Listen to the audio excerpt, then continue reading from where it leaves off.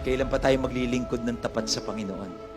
Kailan pa tayo mamumuhay ng tapat sa Panginoon? Kapatid, hindi tayo magiging perpekto sa mundong ito. Walang Kristiyanong perpekto. Tayo pinatawad ng Panginoon, pero sisiguraduhin ko, maraming mga Kristiyanong unti-unti binabago ng Panginoon ang kanilang buhay dahil sa salita ng ating Panginoon. Patuloy po tayo. Huwag tayong hihinto. Kung magkamali, huwag kang tatalikod sa cell group, huwag kang tatalikod sa leader mo, huwag kang tatalikod sa gawain. Tuloy lang kahit magkamali. Sapagkat yung pagkakamaling iyan magbibigay ng conviction dahil sigurado kung si Kristo yung nasa puso mo, hindi ka niya bibigyan ng kasiyahan sa mali mong ginagawa. Ang banal na Espiritu ay ikukonvict ka niya.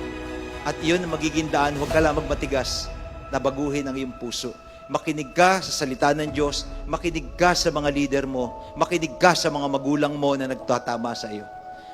At magiging mas maayos ang buhay mo. Amen po ba?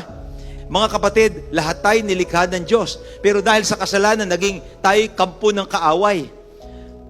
Isang bagay at napakahalaga ng salita ng Diyos, ito yung nagdala sa atin mula sa kadiliman, bilang kampo ng kadiliman, dinala tayo sa kaliwanagan ng ating Panginoon. Mula sa kasinungalingan, dinala tayo sa katotohanan. Yun po ang salita ng Diyos. Mula sa kamatayan, tungo sa buhay na walang hanggan. Yun ang salita ng Diyos. Kaya huwag mong kakalimutan na ang sino mang nakipag-isa kay Kristo ay isa ng bagong nilalang. Na ang sabi doon, ang sino mang tumanggap at nanalig sa Kanya, pinagkalooban niya ng karapatang maging anak ng Diyos. Huwag mong kakalimutan. Kasi I challenge everyone, sumama po kayo sa simbahay. Dahil walang kabuluhan ng pananampalataya mo kung ikaw dadalo ka lang ng linggo dito. Kaya tayo dumadalo dito para yung ating natutunan ay dali natin sa mga tao. Kay bahay man yan o kung sasaan ka man.